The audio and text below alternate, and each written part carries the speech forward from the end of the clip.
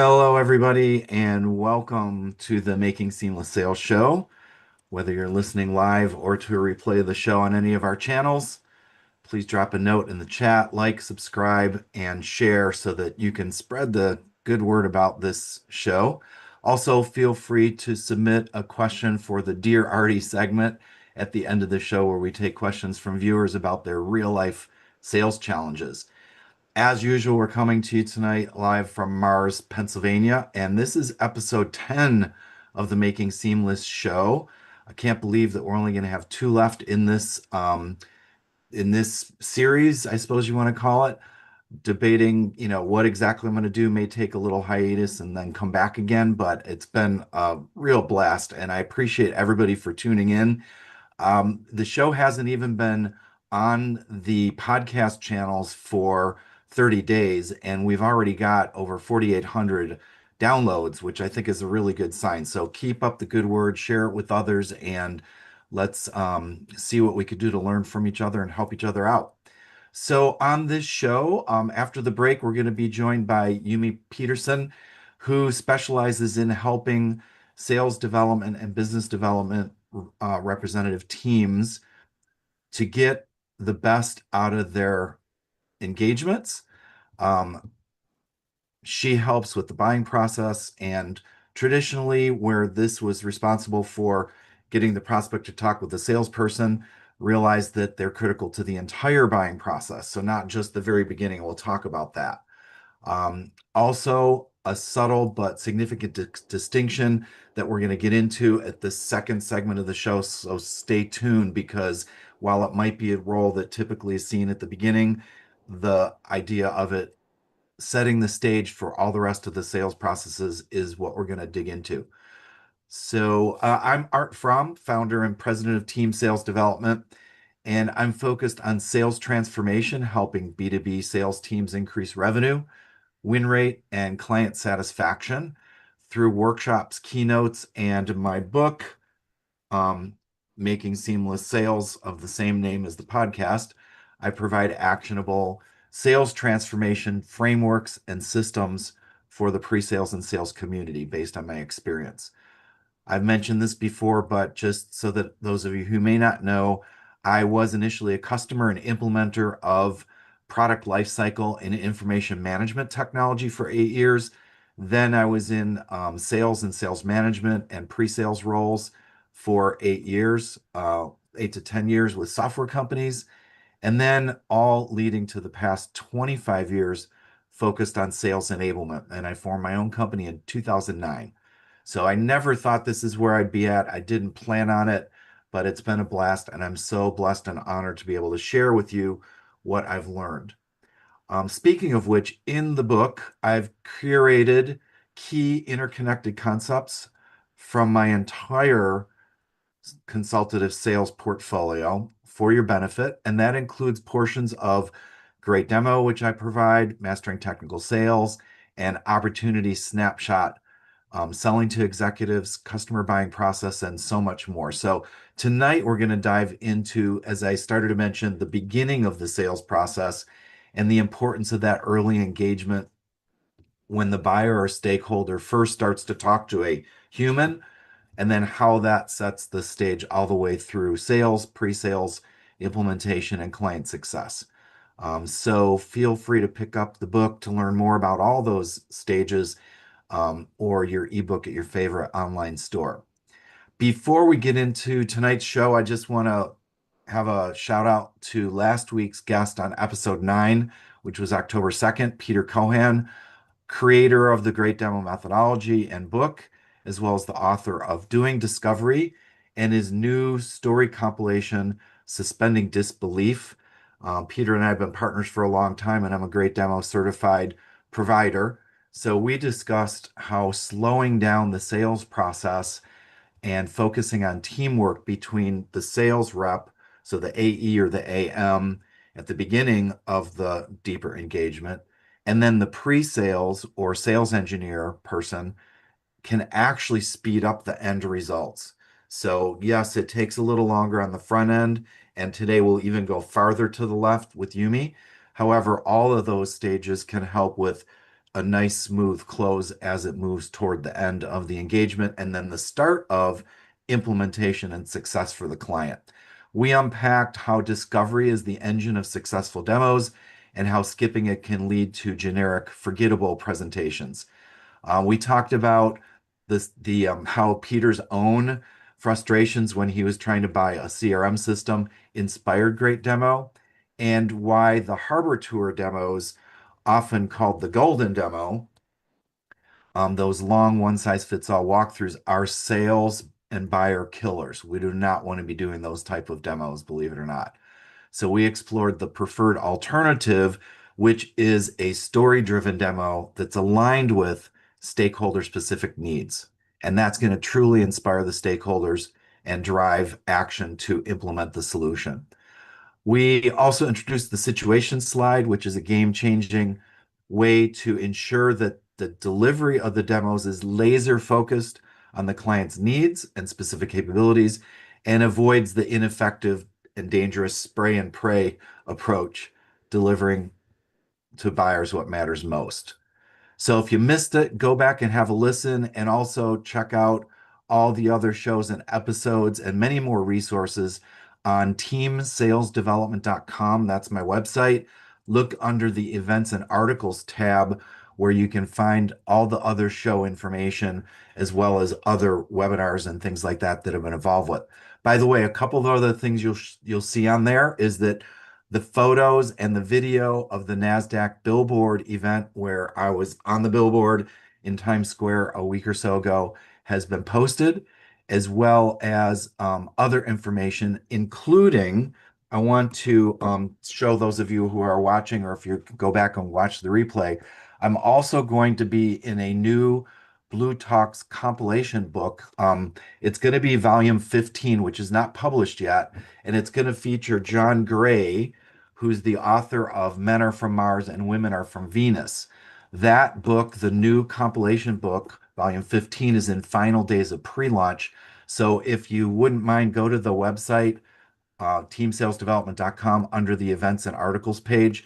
Check out the pre-launch information and sign up to help us get this to a #1 bestseller internationally when it does get launched.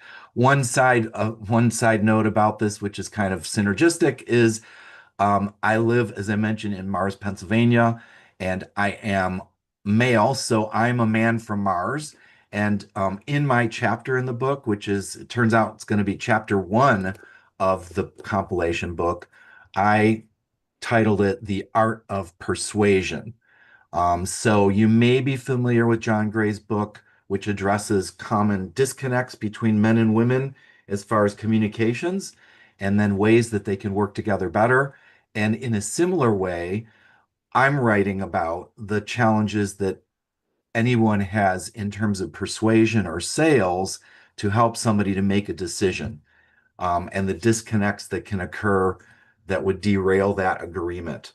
And this can be anything from convincing somebody that's on a committee or a family member or a C-level executive or decision maker. So check that out. Please help with the pre-sale by ordering now on the webpage. Now, just a bit about tonight's guest, Yumi Peterson, who we will get to after the first break, which will be coming up here in a little bit. Interesting story. I just want to rewind the clock a little bit here and help you out with how this all got started and how Yumi and I first met. So we actually met early in 2019 when I was delivering yet another business value discovery and whiteboarding workshop for an all sales engineer audience, which Yumi attended. Now, key point here is it was for pre-sales. It was all sales engineers, but Yumi attended. And this is why it's interesting, is because Yumi was not in pre-sales or even a sales engineer at that time. So, as I've mentioned many times on this show and in my webinars and in my book, whenever I deliver a workshop for a pre-sales only audience, and a lot of times it is pre-sales only, sometimes it's sales only, sometimes it's combined, but in this case it was a pre-sales only audience. And what I typically find is inevitably within the first hour or so of my workshop, one of the pre-sales people will say, my sales rep needs to hear this too. And with the idea being that whatever pre-sales is getting, there's some really good nuggets in there, and they apparently don't see their salespeople doing this. So they would like their salespeople to hear some of it as well. So it turns out at the time that Yumi was a corporate sales development program manager who is responsible for setting a strong foundation for early in career sales professionals, not SEs, but sales professionals. And even very, very early in the engagement, as I alluded to a moment ago, in a business development type role, business development representative role. BDRs are typically one of the first points of contact for a potential buyer, and they handle typically inbound and outbound calls, qualifying the prospect to determine fit, and then passing them along to sales who digs in deeper. So a sales rep, like an account manager or account executive, and then they typically work with a sales engineer. So I was doing this workshop for sales engineers, and Yumi, who is really working on the very, very early sales engagement personnel, was sitting in on the class. So what was Yumi doing sitting in on a workshop for SEs? And we could probably check in with her as far as how she heard about it. But the reason that she was there is because she believed it would be helpful for those early in career sales professionals. So she sat in for the full 2 day workshop.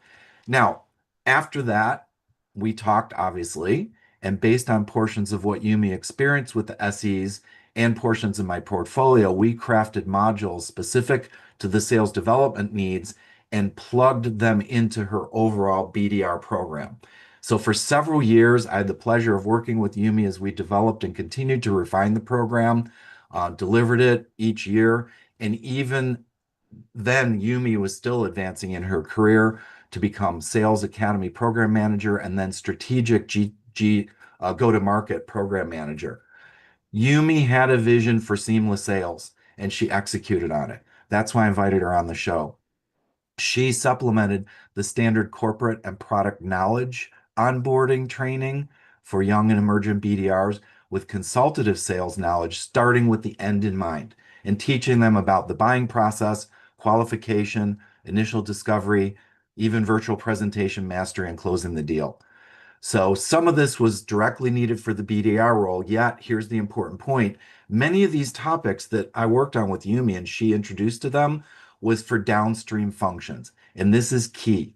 So the BDRs gained a sense of the rest of the process, so their job could be made better and they could tee that relationship off in a way that led to greater success.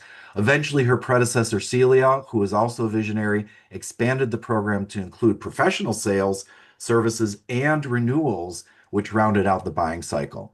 So the result was really a model for how early and late stage sales roles can be equipped for success, while in the background or supplemental to that, the SEs are being equipped with complementary consultative selling capabilities, and all that leading to success in streamlining sales and removing friction for the buyer. So with this as a backdrop, we're going to, in a minute here, be tuning in Yumi. So we'll explore critical challenges facing the sales organization, the often broken handoff between the business development representatives on the front end and the downstream sales teams. So we'll be back in just a minute and we'll be talking with Yumi Peterson. Stay tuned.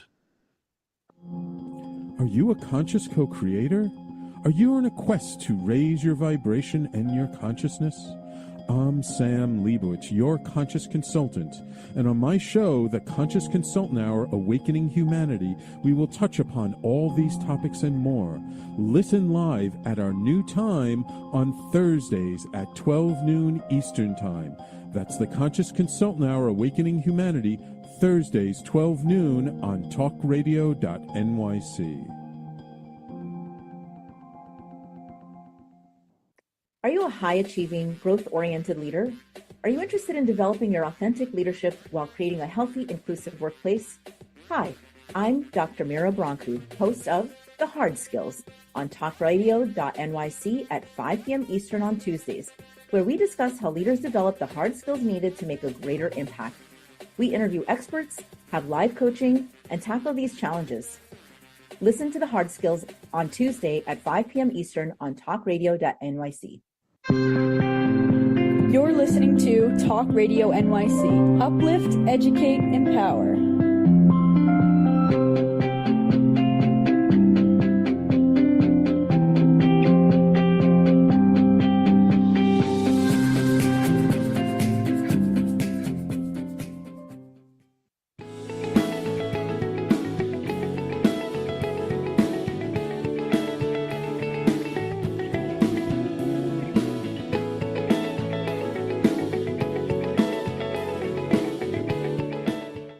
Welcome back, everybody. And it is my pleasure to introduce Yumi Peterson to the show.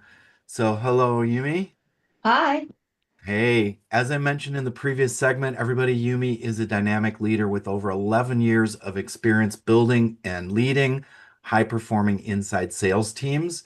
During her 8 years at Palo Alto Networks, she trailblazed a career path with the creation of three new roles in the company, which was during the time when we were working together. So she was just like creating new roles as she went, and then off she went onward and upward. Her expertise spans sales leadership, enablement, operations, go-to-market strategy, strategic program management. Beyond professional achievements, Yumi is also deeply committed to giving back to the community. She served as an active advisor and leader within employee network organizations, including the Women's Network and Early in Career Network, fostering an inclusive, empowering workplace. On a personal note, Yumi and her husband of over 20 years are proud parents of two thriving teenagers, aged 20 and 18. As her children gain independence, she's embracing new adventures, spending more time in nature, hiking and camping, while investing in her growth as a writer and public speaker. So, Yumi, welcome to the show. Thanks, Art. Great to be here. I'm excited. I'm so glad you're here. So maybe you could briefly describe your current focus, how you got here, and maybe even just rewind to that prelude that I gave, and Yeah, what is it that absolutely. made you sit in on that SE training so many years ago that launched our relationship and what we've been able to do together? Yeah, I was glad you told that story because I was going through memory lane with you. And I remember sitting in that meeting because we were trying to figure out the best way to equip our early in career academy reps. We had created a brand new academy for Palo Alto Networks where we hired a lot of college graduates to come in for their first sales type role as they kick off their career. And it was evident that as a part of the sales academy, we need to provide them with some sales training. And we wanted to be better aligned with what the engineers were getting prepped to do because at the end of the day, we were selling IT technology. And we've worked very closely with the engineers. So when I think it was Martin or somebody said, "Hey, we're doing this. You want to come sit in and see what it's like? And maybe we can take parts of this and leverage it for your program." And I said, "I'm always down to learn. It can't hurt in any way." So I did. I sat in on 2 days with you. I took a lot of notes. I started to tinker and think about, man, that these parts is the right things for us to teach the development reps at this time so that they can have a firm foundation to be successful in the future. And Art, you'll be really proud to know that a lot of those reps were a part of those first, second cohorts with us. They're all in the field, many of them in the field being very successful and being great sellers. And I do believe that we played a little part in their success and in their progression in their sales journey. Wow, that warms my heart. That's wonderful. Yes, Excellent. yes. So, your current focus and Mhm. and how you got here. I mean, we covered a lot of the story Yeah. up to now. You did. Yeah, I had a very dynamic career at Palo Alto Networks, and I have left Palo since. I've been at this new company called Cato Networks the past, I guess, 8 months now. I'm trailblazing here again, creating a brand new team from the ground up. We started out as an inside sales organization initially, but now we are a full-fledged commercial sales organization. We grew from 3 reps to 10 people, and we're going to continue to grow. And we service our customers in the SMB commercial segment. So now I am a full-blown sales leader. So taking all those things that I've learned throughout my time at Palo and at HP and putting that to use here, leading out and building out this team to be successful in our market. Awesome. So let's start with the idea about the SDRs and sales rep Sure. handoff, and what can cause some of the handoffs to not go as smoothly as they should. Yeah, unfortunately, I've seen this happen more often than not. And I see people talking about it from both sides of the spectrum. I've seen SDRs being frustrated that they hand off a lead that they think is really great, but then it kind of sits there, never gets converted, and they don't get credit for that, right? And then I've heard from the sales rep side, they'll say, oh, I never get any great leads from the SDRs, and they're not bringing us a ton of value. Now, of course, it's a little bit of both. And I really think at the crux of it, the real issue here is the misalignment of, I think, one, appreciation for each other and the teamwork that is needed to make this very functional. We need to have our lanes. We need to know what each of us are bringing to the equation, and that the SDRs are playing a critical role in the initial portion of a sales cycle, and then the reps have their role to play, and then the pre-sales engineers have their role to play, and then all together we got to get a deal to the finish line. And so when we talk about those handoffs, I think a lot of the times it is that the lack of accountability, or maybe accountability for themselves. Like, hey, I as an SCR, and I'm going to own this aspect of my job. And then the accountability as a rep to say, hey, I'm going to own this aspect of it. And the team really coming together to working together as one unit. A lot of the times, I would say that qualification is a big miss. A discovering qualification can be a challenge, right? And if we're not aligned on what really that means for each other, then there could be that disconnect, right? The SDR, the BDR could come out thinking like, oh man, I really qualified this lead. And then if the receiving rep feels like this is not fully qualified, I still have so many questions. I really needed you to ask these questions first.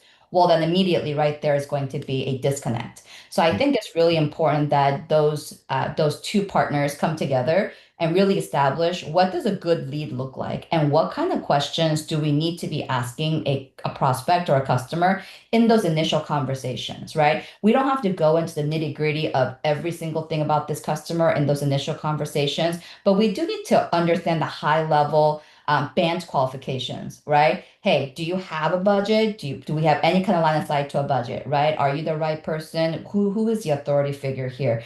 What is the need? I think that is the most important thing. Not all customers are going to give you dollars right away on the first call. Not everyone will be able to tell you, like, hey, go and talk to so and so. But we can have a real conversation around, hey, why are you looking for something? What is that need in your environment, right? What are you really looking for? And how could I help you? And if we can at least get to that, I feel like we'll have a really fruitful next call, which can lead to a successful demo and technical calls and things like that to the finish line. So I Yeah. would say one of those things is definitely qualifications and misalignment on expectations on what a good qualified lead looks like, so that we can move that forward. Mhm. Uh, It and then I now, was, go ahead. if I could just ask real quick, so I mean, it would seem so obvious that qualification, which also is the start of discovery, Mhm. should be logical, natural thing to do. You mentioned that there could be some things like maybe it wasn't done properly or not shared. So, Yeah. what are some of the causes for the situation of lack of qualification? It would just seem like that should be natural.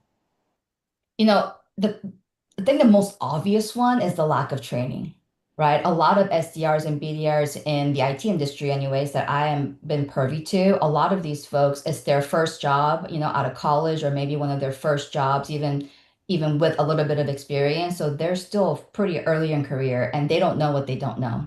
And so they have a lot of hustle, they have a lot of heart, they're out there, they're making the dials, and they're getting on, but they don't really have that guidance around what good looks like. So I would say that lack of training and enablement is a big thing, which is why the academy was such a important part of what we've established, at Palo Alto Networks at that time, and we're trying to get established here at Cato Networks as well.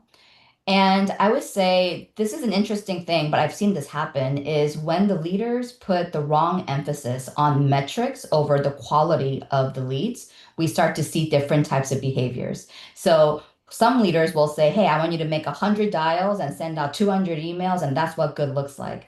Versus, for me personally, I leave my team to outcomes. And so I'll say, I don't care how many dials or how many calls you're making, but what we do need to get are these outcomes. And so quality matters more to me, because ultimately we look at revenue impact, right? All of the things that you're doing, if you're making 100 dials, but you're not able to convert those opportunities to close, then it's meaningless to the organization. So sometimes when we put the wrong emphasis on the wrong things, it drives a certain behavior that is not conducive to what we're really trying to get to.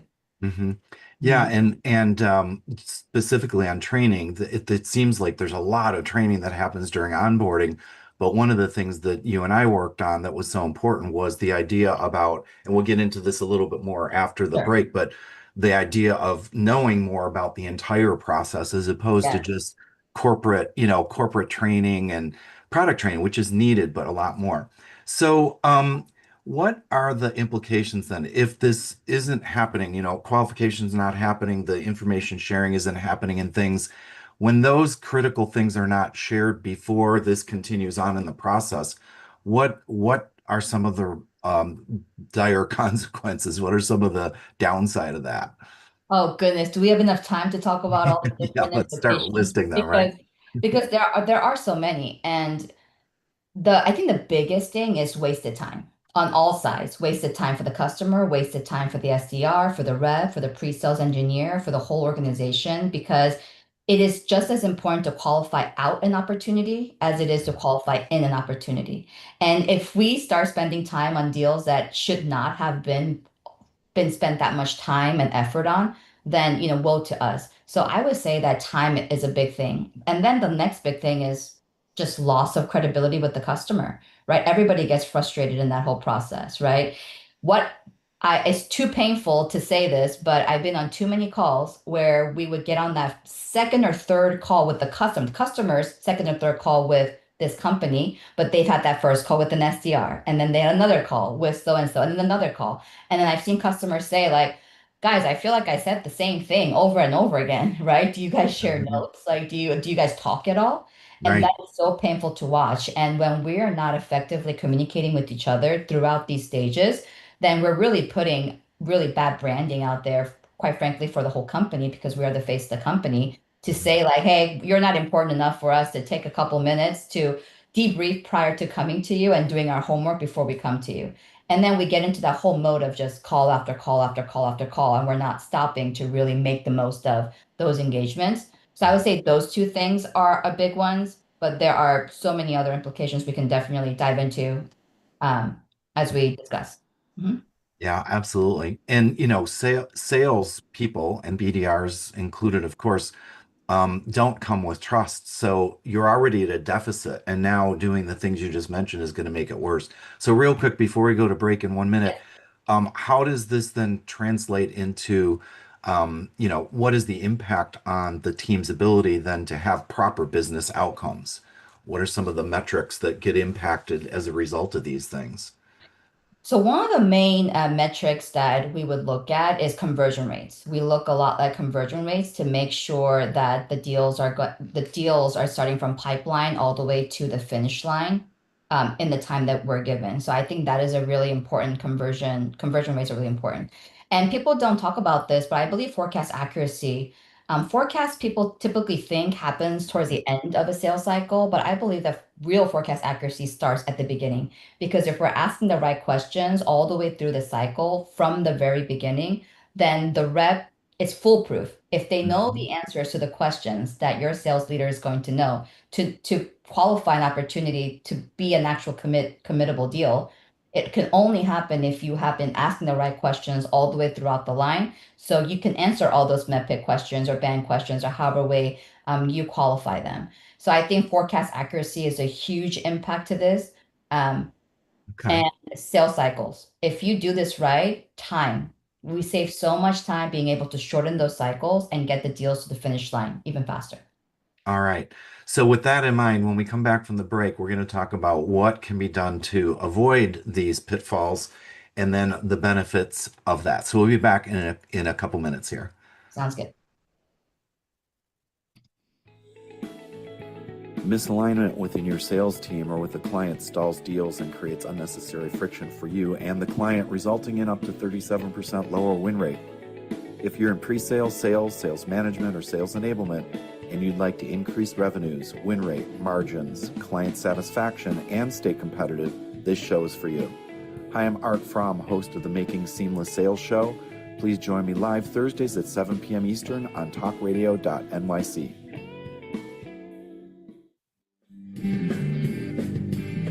Hey, everybody, it's Tommy D, the nonprofit sector connector, coming at you from my attic. Each week here on talkradio.nyc, I host the program Philanthropy in Focus. Nonprofits impact us each and every day, and it's my focus to help them amplify their message and tell their story. Listen each week at 10 a.m. Eastern Standard Time until 11 a.m. Eastern Standard Time, right here on talkradio.nyc. You're listening to Talk Radio NYC at www.talkradio.nyc. Now broadcasting 24 hours a day.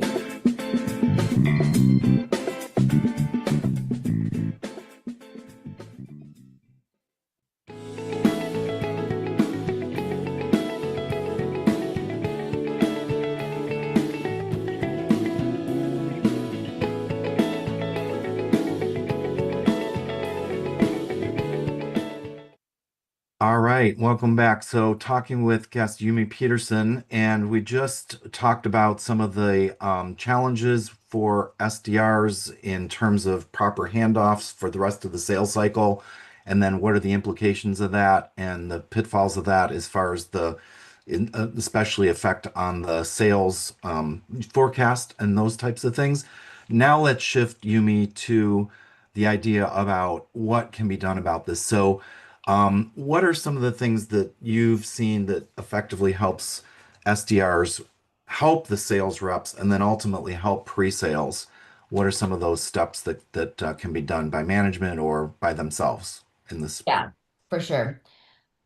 In my time, I have been so fortunate to work with so many amazing SDRs, right? Age is but a number, and they come out guns a-blazing out of their college or whatever career they've had prior, and they're just so eager to get to the next step and to be successful. And sometimes they just get caught up in all of that craze. And so the main thing I want the SDRs to understand in terms of how they can really help the salespeople is one, remember that a lead is not just a number. It's not just a lead. A lead is basically you on a piece of paper getting out to the entire sales organization. So be proud of it. Make sure that every lead, if let's say a CEO gets a piece of that email that has all of your lead information in it, how would you feel? Would you feel really proud of the work that you've done and all the information that you've gathered so that the rest of the team can really benefit from them? I've seen some real incredible leads where I will read through them. I'm like, wow, I mean, I guess we can go just straight to a demo. I don't even know that we need another call in between because this person's done all that work to get us from stage one to stage two, Uh-huh. right? I've also seen, unfortunately, a lot of SDRs that do the bare minimum and they'll just take a template and fill it out and have all kinds of typos in it. It's not even fully done, empty slots, right? That's sloppy work. And so for me, it's back to the whole quantity versus quality. If you're not going to be proud of what you're putting out there, it's not worth it. It's Yeah, not worth putting it out there. I think you've even mentioned and called it like their personal brand, right? Absolutely. It is your face on a piece of paper. It is this, the lead equals your brand. And you never know where that brand is going to take you. There are many times I took a lead and I forwarded straight to someone and said, wow, look at this person. They're going to be the next superstar because Mhm. that is how important it is. And so that will be the most important thing. And also, don't limit yourself by your title or your role.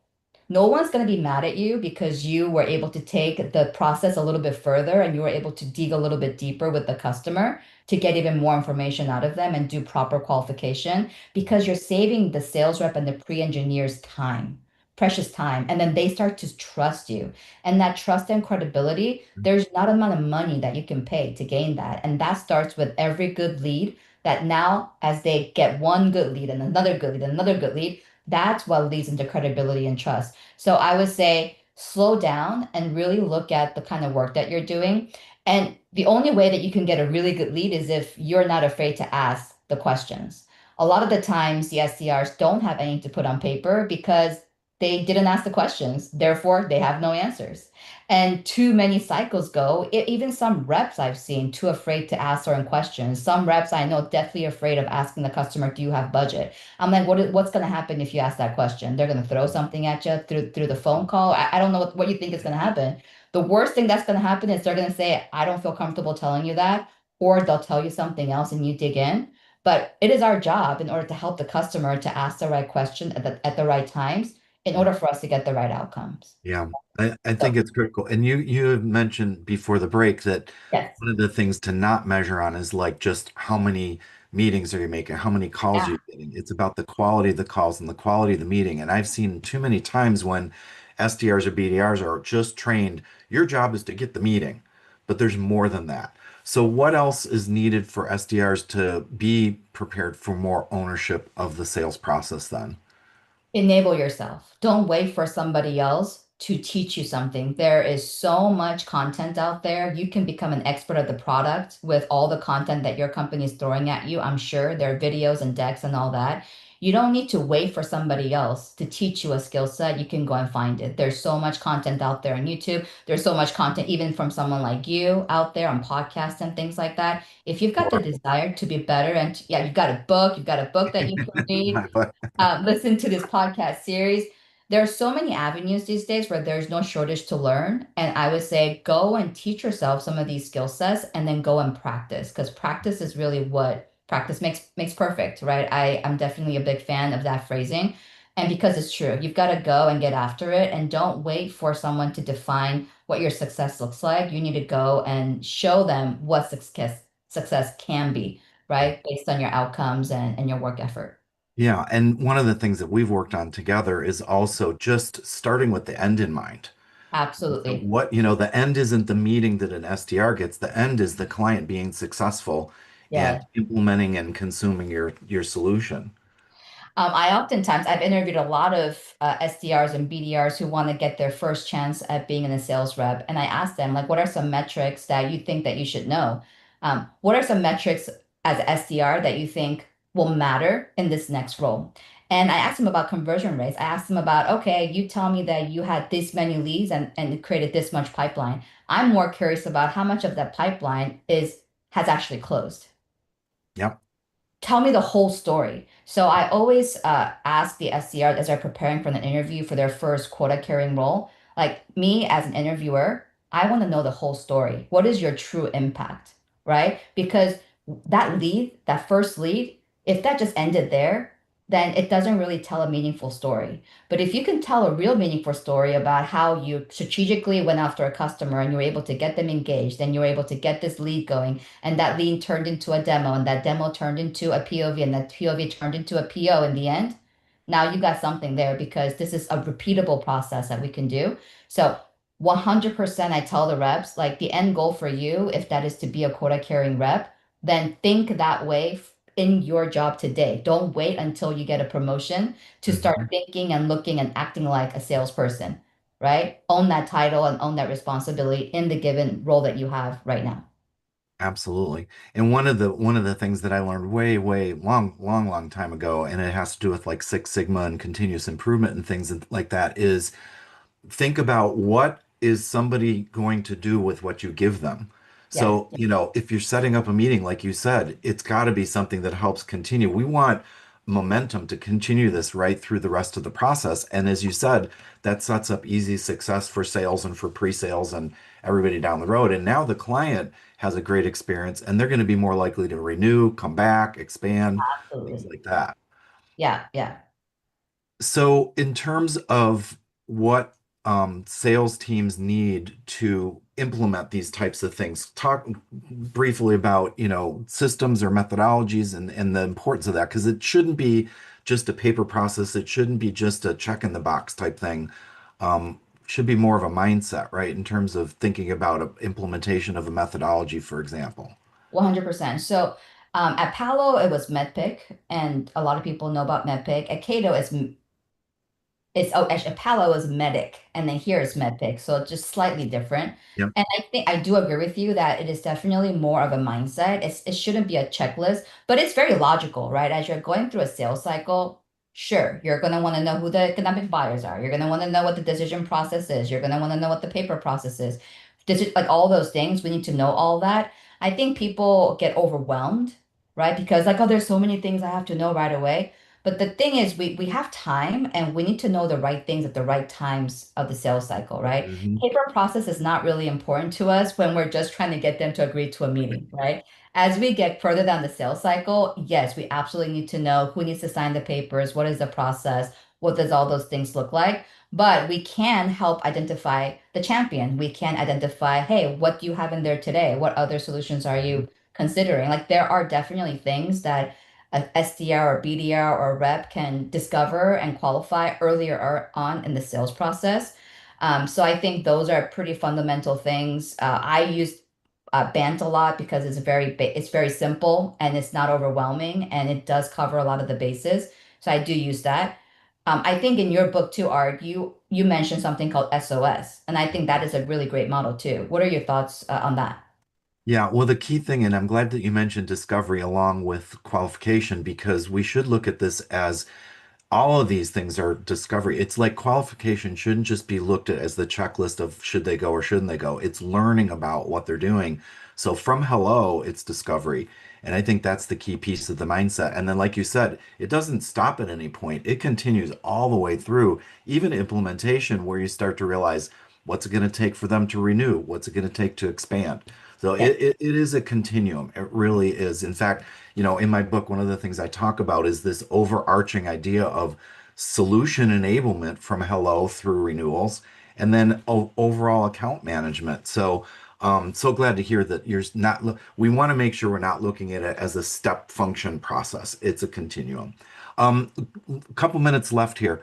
What are some of the tangible improvements? So, what are the things that we kind of did the flip side of it at the beginning of what can go wrong, but where did you see that things are improving and some of the metrics around that proved out that this is the right thing to do?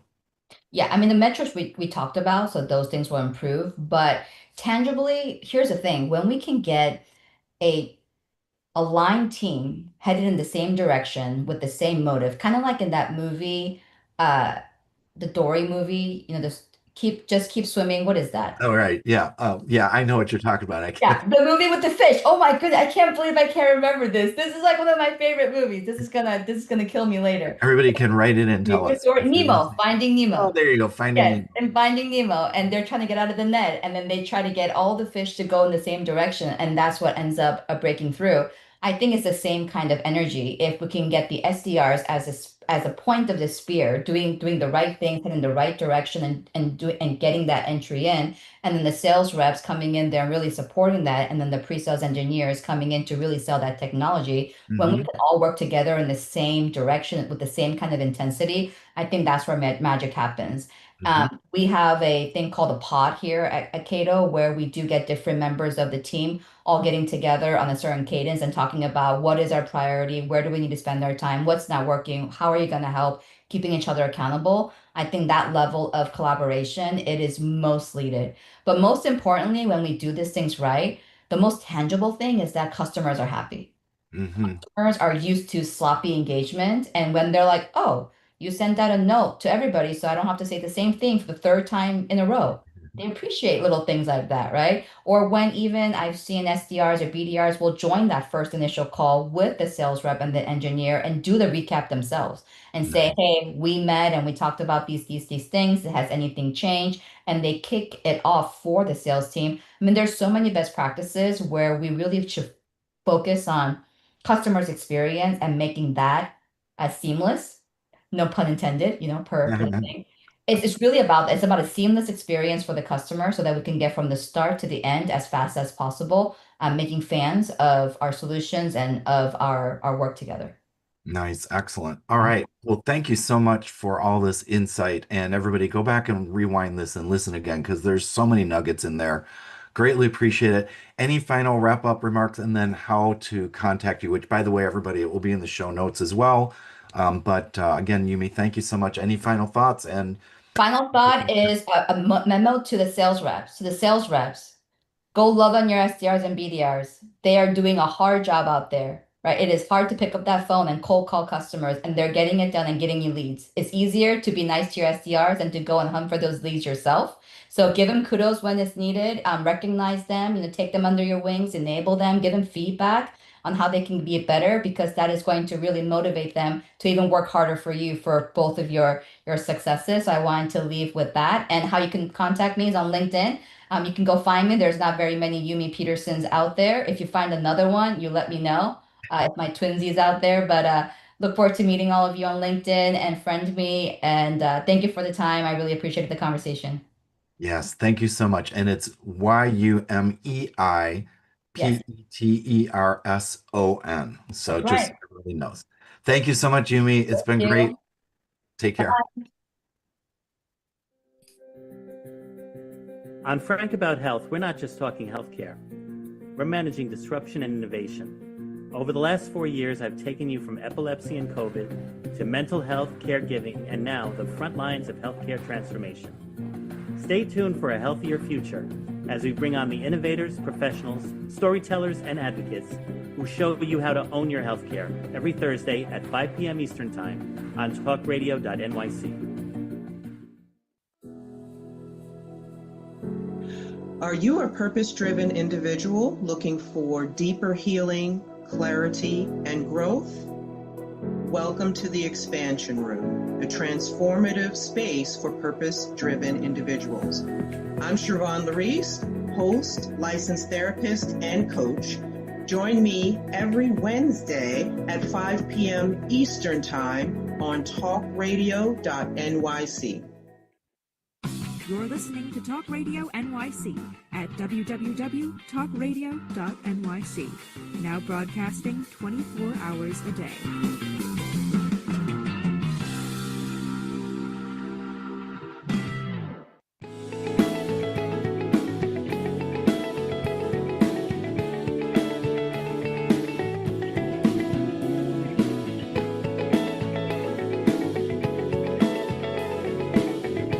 All right. Well, that was amazing. Once again, I mean, every guest that we've had on has been so helpful with so many ideas and key takeaways, actionable items that you can use. And even if you're not in specifically a SDR role, maybe you're just thinking about getting into sales, there's tons of insights there. And for anybody that's downstream in the sales process, I love the final word of advice that Yumi had is love on your SDRs because they do help the whole thing happen. And in fact, some of the questions that I'm going to entertain right now will address some of this. But you know what? We can all learn from each other throughout the whole process. So check that out and apply as you see fit. Okay, so for this segment, the final segment here, we'll do the Dear Artie patterned after Dear Abby. And instead of your life questions, I will address your sales questions. And there's a few of them here that fall into the category. Let me just pick this one. And this is exactly what we were just talking about. Our SDRs say they're doing proper qualification, so they think they're doing proper qualification, but the sales reps are complaining that they're still getting unqualified leads. What's the disconnect here? And by the way, I hear that absolutely for the sales engineers as well from the sales rep. So I think there's a little bit of transitivity going on here. All of us can do a better job of that. So what is the disconnect? Fundamentally, the issue is that SDRs and sales reps are operating with different definitions of qualified. In my personal experience working with sales teams, SDRs think they've done the job of qualification if, like Yumi was saying, they confirm budget and timeline and set up a meeting. And as we discussed, that's just not adequate enough. What sales really needs is the understanding of the true business pain or gain and how the decision is getting made. So when the lead is passed along, not just what did that lead say, but what is their role and what are they expecting to do and what are we doing to help them along in their buying process. This is a very important mindset change from just selling something or walking through our sales process, step one, step two, stage one, stage two, but instead being the buying process. So if you're just checking the boxes and avoiding the harder discovery questions, the meetings that get set by the SDR will not have the momentum required to help drive that buying process. Also, something to think about SDRs, even though you may be, pounding it out and getting a lot of meetings, if those meetings are not converting, then at a personal level, you're not setting yourself up for career advancement. And this is one of the big themes of Yumi's career and why she kept progressing to bigger roles is because she knew it wasn't just about the tactical motions. It was about setting everybody up for success. So please look at that. And if you're in sales management, this is super important because what you will have is healthier, happier SDRs, which the ideal career path, and we alluded to this, is that they become the field sales. And I'm so happy to hear that Yumi said that many of those that we touched back in 2020, 2019, 2020, 2021 are now field sales reps and doing really, really well because they got started out successfully. So, as a manager, as sales enablement, this is something to think about too for retention. What does it cost you to get a new BDR in and then start another cohort, right? Everybody that comes in into that entry point can and should be successful in the rest of their career. The SDRs who excel are the ones who think strategically about what their sales counterpart wants. This goes back to what I said of think about what somebody's going to do with what you give them. And if you just line up a meeting, it can only go so far. So we want the sales counterpart, to get what they need to take that buyer all the way through closed one consumption, renewals and all that, increasing annual recurring revenue. For pre-sales and sales, the significance of this is that when this disconnect exists, unfortunately, then sales reps are going to waste their time requalifying. And then the demos, are just not well prepared, leading to that generic demo that Peter and I talked about last week, which is not where we want to be. So instead of having needle moving business conversations, it just becomes tactical and things can fall apart. The buyer is also affected when the information is not adequate all the way through. We don't want to make assumptions. We want to make sure that we've asked questions, but then pass the answers along so that it doesn't feel like an inquisition every time the buyer is engaged with us. So we want to make sure that that happens so that whatever happens from hello, and oh, by the way, we didn't get into this at all, but there's automated systems at the very front end of this oftentimes that are doing some of that initial discovery. So every bit of information that's gathered from hello through to the first human contact and then on through successful client implementation is going to make an effect on everybody. So those are some really good guidelines and reinforces what we were talking about. Let's see here. I just want to see. I've got a couple of them here. Okay. So here's the opposite. And this is what Yumi kind of finished off with the end is sales reps love on your SDRs. So my sales reps keep complaining about SDR handoffs, but they don't give the SDRs any feedback on what they actually need. So how do we fix this communication gap? And Yumi already started that with the idea of just share information, do those as Yumi called them pods, where you can do the after action review, take a little bit of time, and even along the way have touch points of when the SDR is done and has handed it off, what can we do better the next time? And as sales brings pre-sales into it, what can be done to make that better? And then for client success and customer success, as you get involved in the sales process leading toward the implementation by the customer, what feedback do you have that they can help you with that? So it's this overlap, this healthy overlap of not just the smooth, I don't even like to call it a handoff, it's the smooth transition, but also giving that feedback and not being afraid of giving the feedback either. So that's really important. The other thing is that when it comes to the types of feedback that you're giving to each other, make sure sales reps that you don't let those organizational silos that I've been talking about work against you. One of the things that we want to make sure is that the most successful sales teams that I've ever seen have the clear communication in both directions and are open to it. And that's the thing. Even as an SDR, ask the salesperson, how did this help you? What can I do differently? Take that 1 or 2 extra minutes to do that. And then that way we can have the continuum all the way through. So sales reps, please articulate exactly what information you need or ask, because maybe, and I talk with pre-sales about this too when it comes to sales reps, everybody that was upstream, they may already have the information, but maybe they aren't sharing it because you didn't ask. If they don't have the information, maybe they don't think you really need it unless you ask for it. So have a commitment together that it's a transparent and open process, that you're all working together to help the client, and then you can work together better. So to be successful, the SDRs need to be coachable, open-minded, and willing to dig deeper. And then what, again, I think you should define internally what qualified means. In the book, that I have, Making Seamless Sales, I talk a lot about this from hello all the way through client success and renewal. And a big part of that is that there's not any given point that's like a stopping point. Even qualification continues, because if something changes, we need to know the change and then kind of requalify at that point in time. And that could come a little ways down. Let's say a stakeholder drops out. Let's say that you realize that this deal is an expansion deal and things like that. So while some people may say that they're doing Medic, MedPick, or some variation of it, what do we really mean by that? Is it just a checkbox, or is there good information that's being gathered that helps drive the sales forward? I find that oftentimes it's surface level.